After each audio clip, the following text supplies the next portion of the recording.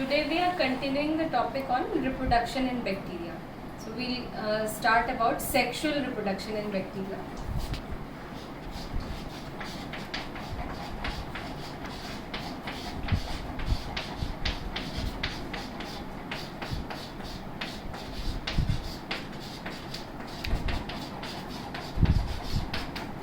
Although we are saying the term sexual reproduction, but it is actually not sexual reproduction. It's not true sexual reproduction. It's only an elementary type of reproduction. Elementary method.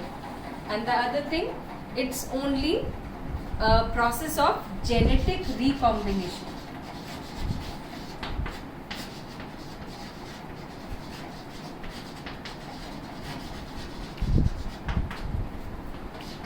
Exchange of genetic material takes place.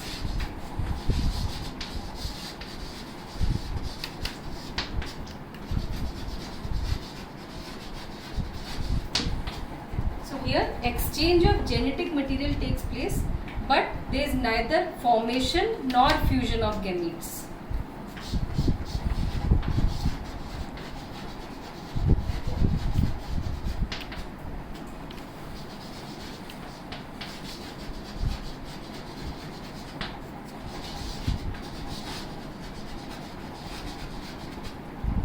No fertilization process, that's one and the same thing. No fusion of gametes, so no fertilization takes place,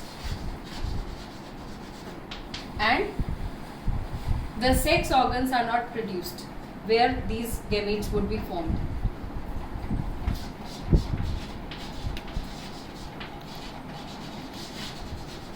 So this cannot be known as a true sexual reproduction. It is only a process of exchange of genetic material or genetic recombination. There are three methods. The first one we are going to study is transformation.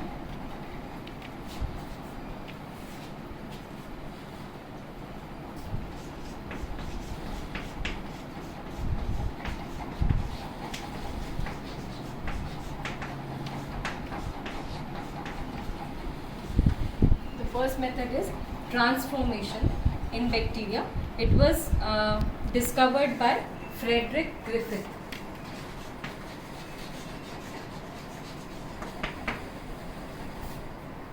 So what does transformation actually mean? I'll tell you. He used the bacterium Streptococcus pneumoniae.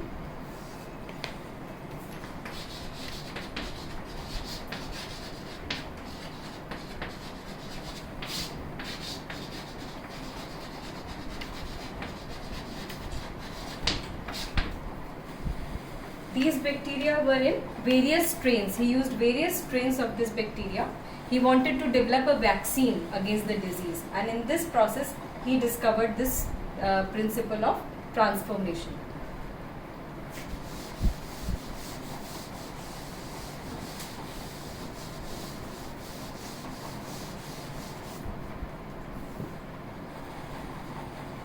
The strains he found were, the strains which he studied were a rough strain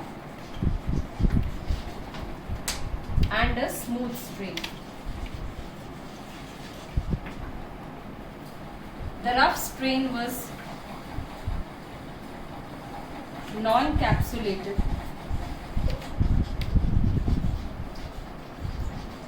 It was avirulent or non-pathogenic, you can say.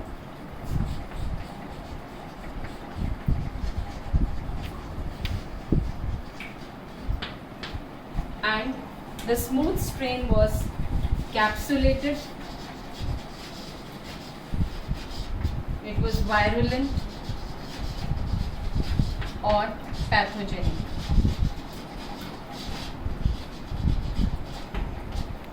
So when he tested these strains on mice, what he found was he injected them into mice. So when the rough strain of Streptococcus pneumoniae was injected into mice, it caused no disease. They were healthy. The second, so we can say it as and the strain he used was R2, okay, and the smooth one was S3. So when he used the R2 strain, the rough strain, and it was injected into mice, the mice were healthy.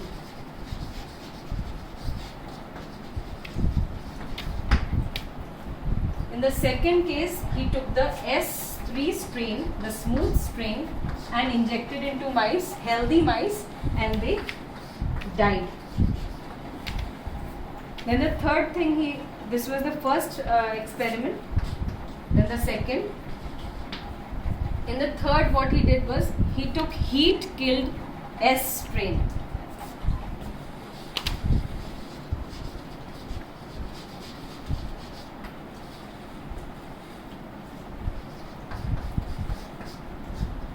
Again the mice remained healthy. And in the fourth experiment which he did was, he took the living R2 strain and he added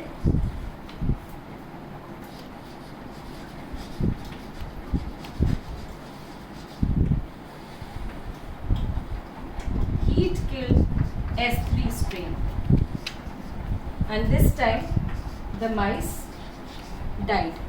So these were the 4 experiments which he did, and he found that there was, what he could infer was that there was something in the S3 strain which imparted its property into the rough non-virulent, avirulent, non-pathogenic and non-capsulated strain, which made it, which converted it, or which transformed it into a virulent strain.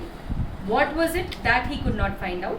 That was, so he gave this process a name called transformation, and he said that there is a transforming principle. There is something which is, there is an agent which transforms the avirulent strain into a virulent strain. This is what Frederick Griffith did, and he gave the name, the process called transformation. Now this experiment was further done by Avery, McCarty and MacLeod.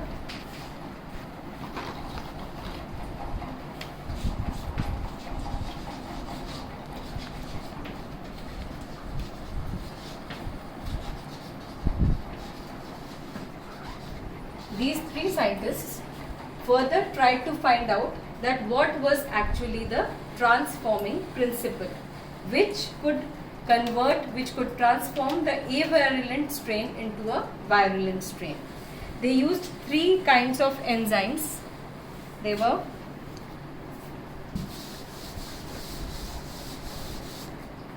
because they wanted to know that exactly what is the substance.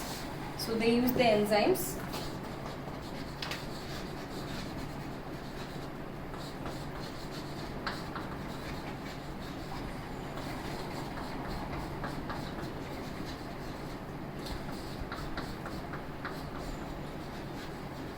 When they used these enzymes, they found that on using protease and RNase, there was no effect on this virulent strain or on the pathogenicity of the bacterium. But when DNase was used, it could not confer the pathogenicity property to the new bacterium.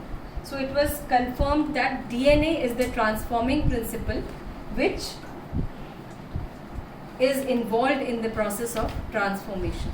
So this process has been, I hope, has been understood by you, that how does the transformation occur. Now the second method of but it can, as I told you, it cannot be known as reproduction, because here the number of cells are not increasing. You cannot find that from one bacterium you are getting 2 bacteria or more bacteria.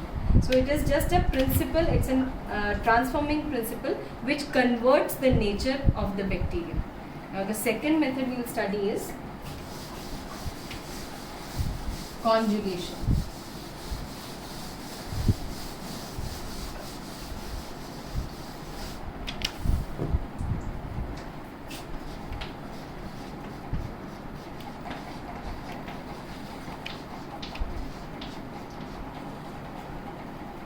conjugation is again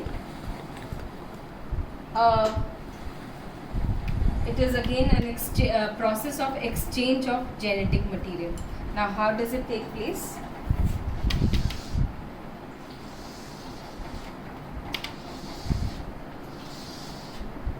This was discovered by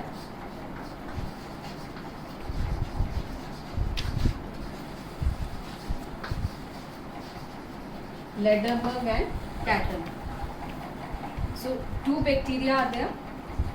Each, as I told you, in the typical structure of bacterium, there, in addition to the genetic DNA which is present in bacteria, there is a non-genetic or extranuclear DNA present inside many bacterial cells.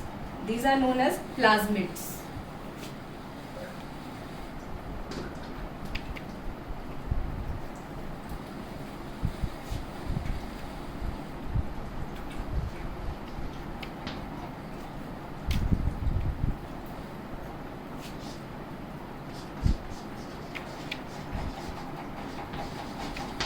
This is the nucleoid or incipient nucleus, and this is a plasmid.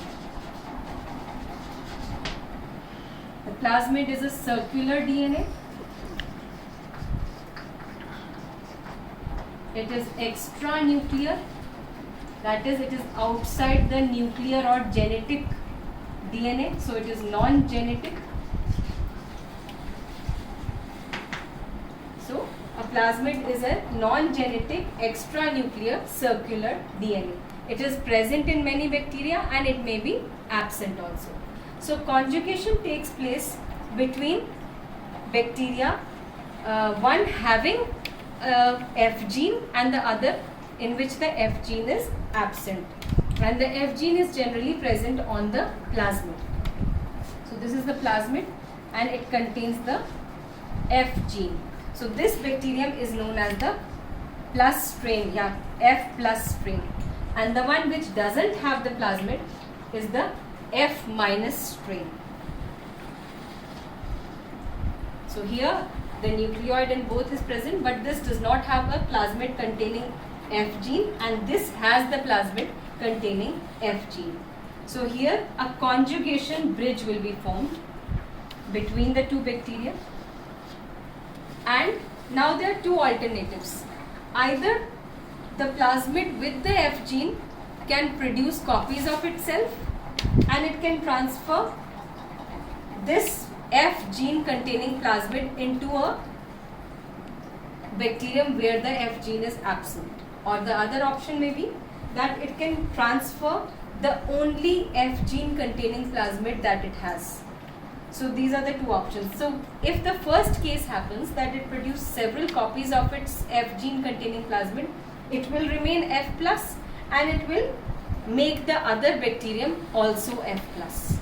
But if it transfers the single plasmid having the F gene to the other one, it will become F minus and it will convert this F minus bacterium into F plus. And F means fertility gene. So, it is a fertility factor or F gene. So, here again, as you can see, it is a process of genetic recombination, exchange of genetic material, but not true reproduction, because here they were initially two bacteria and after the process again they will be two bacteria. And the conjugation bridge, the process of transferring the material is through the pili, sex pili. As we studied earlier, singular pileus, plural pili. So, it is through the sex pileus or pili. This is the second process. Now, the third method of genetic recombination we will study in the next class. Thank you.